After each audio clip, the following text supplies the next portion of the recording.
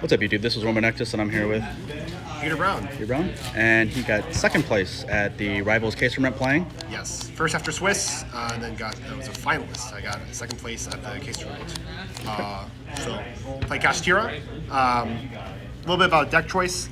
Lots of new and exciting decks in Cyberstorm Access, but Kashtira definitely is one of the strongest decks going first. And also, being able to play Shifter is really big. Like, the new decks cannot play into Shifter. So I thought that Kashtira, that played a lot of non-engine, that was geared for this format, was the move. And so I played like 50 matches on DB this past week. I practiced a lot for this event. I thought about my tech choices a lot, so I think there's a lot to discuss. Because the deck has transitioned a lot from before, where it played like books and eclipses and lances. And now it's like hand traps, and knowing which hand traps to play and which ones not to play, I think is like what differentiates it. So like obviously like Unicorn Defender is the obvious cards, but we can talk about that on. So okay. Yeah, and then in Swiss I went 5-0. I did not lose a game in Swiss. Then I lost my first game in top 8. Then I 2-0 top 4, and then I lost in finals in reverse 2-0. That was tragic, but still thought the deck did really well as intended. Played the obvious cards. Do play Ogre. I think you just need the extra name, and when you go for Rise Pass, searching Big Bang is pretty important. For consistency, additional consistency, I played Rise Heart at 2. I think this deck, just the biggest thing I was worried about was breaking. I was so afraid that I was afraid of opening like Theosis Birth and a non-engine or something like that, and so just playing the additional one of these. If this gets impermed, or if your Theosis gets ashed, being able to follow up with Rise Heart is pretty important. And this card's just really flexible, being able to banish Theosis or set up Birth. I was really happy with that. So playing the second one of these went well, and it was a good side out going second as well. My favorite card ever made is Kashtira. 3 Birth, probably best card deck. It's really not close. 3 Theosis, I wouldn't play less of this. Obvious. I played Primitive Planet Reichphobia, which all it does is search this. That's all it does, but it searches my favorite card, therefore it's good. But it's really just because of set rotation. Again, I cared a lot about consistency, and so there were even hands where my hands were playable because I drew this, and I just needed to Kashtira name or trigger Theosis. And this is just another terraforming that you can also set and use as disruption. You can use against the Pearly Street.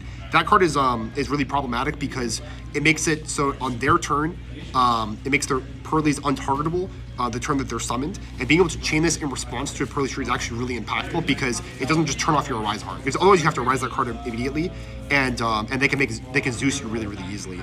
So I thought that this card is just up and above the best kind of terraforming. And so playing this, you could also play Necro Valley, and I actually was playing Necro Valley up until a week ago because Necro Valley is pretty good against Pearly because the spell they have to move cards from the spell to the monster zone as disease material, and then the other thing is Super Heavy Samurai with Scales and Scarecrow is non-negligible, and also it's just good against Rogue. So Labyrinth being able to reset their traps, for instance. Necro Valley is certainly a viable option. That's what the OSG did for a little bit, and so you could do that. And then Big Bang is. I did not play preparations. I almost did, but I just didn't think the card increased your win percentage. I didn't, as much as I like big preparations, because it's called Haunted every turn. You can do it in response to evenly matched in order to rip a card out of their hand. I just felt like if I'm ever setting up a board where preparations is viable, I'm winning those games anyway, so it's not actually affecting my win percentage. That's how you make the calculation, and it did not affect my win percentage. You're just going to draw it going second to be mad. So 3 Prosperity, obvious. Did not play Desires. I just, again, I wanted these as consistent as possible. I didn't want to draw Prosperity off Desires. Obviously, if you hit Desires off Prosperity, you just wouldn't take it. But consistency is really important. Call By is probably the 40th card. Not my favorite card in the whole deck, but it's a heavy hand trap meta. And so just being able to take care of a random draw, take care of a random ash in a hand where you can't play around draw is really important. Because there are some hands where your only option is to begin with Terraforming. You don't have Gamma, and they just draw there, and you're just like, well, I'm dead. So just having the additional flexibility. Also, going second against Mathmech, I think this card's important because being able to do this in response to the trap card is pretty impactful because Mathmech was a deck I thought would be a little bit popular too. So Call By is functions. So not the greatest, but gets there. Again, I played a lot of hand traps instead of lances and books because heavy hand trap meta. The decks I was concerned about beating were Kashtira Mirror, Pearly, Super Heavy Samurai, Sprite, and this card overperformed against all those decks. Being able to negate Perlily in the draw phase is really, really clutch. Being able to get it off the field is really clutch. So it's just being able to stop Sprite Blue, Normal Summon Beaver, Special Unicorn, kill a Rise Heart. You know, it's not the strongest against Super Heavy Samurai, but I was able in top 4 to negate Scarecrow with this, and then he was only able to end on berries. He didn't have enough monsters to trigger Genius, and then I was able to break his board that way. So, and also the main application is protecting you against Droll, is because I guess players that local level tend like to Droll when it's not safe. I don't know, but they really shouldn't do that. But having the additional just threat of this is pretty, keeps them honest. I don't know if this card should stay at 3. I think this card is just kind of a little bit too powerful. Just using this when they long yong pitch a Sword Soul and you gamma that, they just go down to like 3 cards. It's just so crazy. So gamma is by far so good. 3 Droll, it's really impactful against like every single deck right now. Not too much to say here. I just wanted to play the high impact ones. I'm glad I had this. 3 Shifter is the justification to play this deck. Shifter is just overperformed against Super Heavy Samurai. Makes them go to Shifter immediately. Really good against Pearly. It's pretty good against like the other decks too. If you're playing Kashtira, you should probably just main this card because it's the justification for playing this deck, because your deck can tolerate it and the other decks can't. And then 3 Imperm. I thought about playing this or Ash, and I was really happy that I played Imperm. Mostly because it's a lot better against Pearly. So a big interaction in Pearly is they'll go draw phase, summon Perlily or the Pearly, and you Imperm that because you stop the effect to add, and you stop the effect to Xyz into a Pearly monster. And otherwise, if you only ask it, they can still do the other effect. And they also nagged one because they had to discard with their Pearly spell. So I thought Imperm was a lot impacted there. But I also thought that this card is really important for protecting a Rise Heart. So a lot of times, like, you'll either make your big board or you'll go a Rise Pass. And if this card is Ash Blossom, like that's the only card you could swap for this would be Ash Blossom, because I'm not going to cut Shifter or Droll. Why not Ash Blossom? Well, because the out to that board is almost always Zeus, and so a player will probably just like. When you have your board, you left their spell and trap zones to make some sort of Zeus play, and they feel pretty safe, and they attack into your Shangri-La, main phase 2, make Zeus effect attach, Imperm, they die. Next turn, they're just cooked. And so being able to stop Zeus is one of the biggest interactions that Ash Blossom cannot do. So there were just a lot of reasons why. And also just, you can draw as a 6th card, negate a Baron, and then continue with your play. It's just like, I think this card's a lot better than Ash Blossom right now, which is not the same as last format where Ash Blossom was really good. So 40 cards firm, gotta have a very consistent deck. Yeah, I wouldn't cut. I other than call by, I think main deck was extremely well built. Extra deck, pretty standard. Tushang, 3 Arise Heart against Super Heavy Samurai. I try to make double Arise Heart because going for lock 5 is not necessary when you can just lock. Oh, first of all, you have to open really broken to do that. So obviously, if you can do that, you do just do that. But you have to open like 3 extenders in order to do that. But it's pretty easy actually to do Shangri-La, regular way, 3 mat way, and then like if they have a Kaiju, they're playing Kaiju one of them, and this locks one of the pen zones. And if you lock one of the pen zones with this, they can't actually Wukushi because Wukushi has to place and then summon, and so that's just good enough to win. So triple Arise Heart for when you go for double Arise Heart is really, really important. So no question there. Double Zeus, standard. Don't need a second to this. Standard. I don't know why Brian never played this card in regionals. He got top 4 of this card. I summoned the card every match. This card is so good. Omega for Gamma for when people Ash my field spell or they Droll me. Being able to make Gamma and make Omega, rip another card out of their hand is overperformed. You can also attach this with the Rise Heart and start recycling things. And then next are our Rise Heart targets. Unkillable, probably my favorite one because I like drawing cards. And then I played this one because mostly for the mirror match, just have this under a Rise Heart so I can challenge an Rise Heart after mine dies. Or I guess like a negate monster. The only other one I'd play would be the one that pops from traps. I wouldn't play Entis, because usually when they pop a Rise Heart, or a Rise Heart is challenged in some way, Entis doesn't have a good thing to kill right there, because they're killing a Rise Heart when they haven't committed much. So I think this card or the other fossil one's optimal. Side deck. Definitely, this is the goo. This format is Kurikara. This card is essential for Pearly in particular. It is pretty good against Super Heavy Samurai, but I can talk about why I think it's kind of flawed against Super Heavy Samurai. First, against Pearly, your main deck out to Noir is Scariclaw Kashtira, so it's not like you don't have a main deck out because Noir is unaffected by activate effects, but Scariclaw Kashtira does not activate. So you summoning Scariclaw Kashtira, it'll force them to use the effect to put it back, and then you just put this down, and then they just die. That's really, really important. So this 2-of was basically essentially just for Pearly, but also has it also comes up against Sword Soul and against Super Heavy Samurai as well. I think that like the ideal situation with this card, I think there's a reason why this card's like $60 right now, is you want to like tribute Appaloosa, Baron, summon this, attack the last guy, and then revive their Baron on their end phase.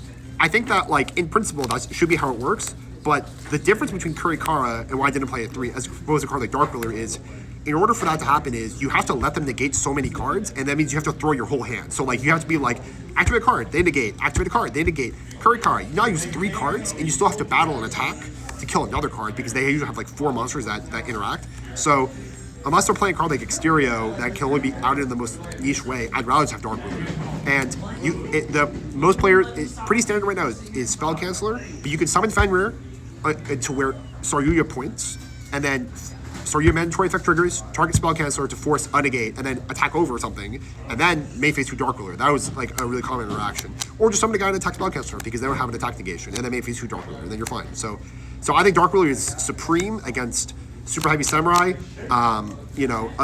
Spell Canceller is outable with my monsters in battle, and so as much as I like the card, it has that flaw of you have to like go neg 4 and then use Kurikara and then Special Unicorn, and that's just like, that is really hard to do sometimes. 3 talents. Best card in Yu-Gi-Oh? I don't know. Maybe that's Fukuchi. I don't know. But I think this card should maybe just get banned or limited. I don't know. When you have like, when you be able to hand rip with this card is so dumb. Like, that's what happened in top 8 against Sean, who's playing Drytron. I added Unicorn. He drolled me. I talents, looked at his hand, got rid of Alpha, Drytron Alpha, and I saw that he had Kurikara. So when I Theosis and summoned Fenrir, I just said I'm not gonna activate those cards. And then he was like, activate card, do you have response? No. Like, being able to take the best card and have knowledge of their hand is just so broken. And the versatility of this card is incredible. So when I'm going first, I have Call By, 3 talents, and 3 Gamma. So like, they're not drolling me at, without getting punished.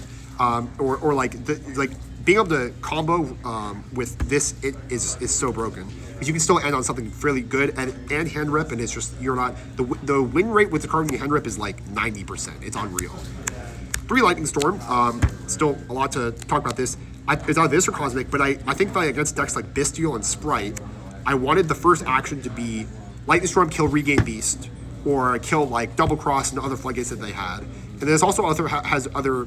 I think that this card is applicable against Super Heavy Samurai too, because if you're not drawing Droll or Shifter, you want to do a Dark Ruler blow up field combo, okay?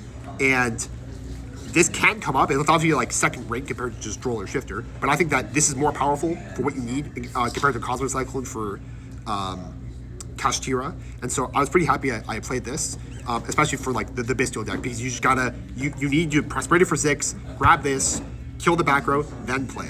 Cosmic just does not kill enough cards, and so that's why I thought this card was really important to play. And then Duster is a lot more flexible than Lightning Storm. So it was the last decision to play the 3rd Lightning Storm. 2 summon limit. A Super Heavy does not have an option. This card. This card is really dumb. Most decks don't really do this card really easily, because the cards that they side against your deck, like Kaiju's, don't really like efficiently deal with this. Yeah, I know, like RG's entered, but like it's just like, it's just not that efficient. You gotta have it also. And then a pointer. A pointer helps seal wins a lot. You just get to look at their hand, see they have Kurikara, and they're like, okay, that's gonna affect the way I use my interactions.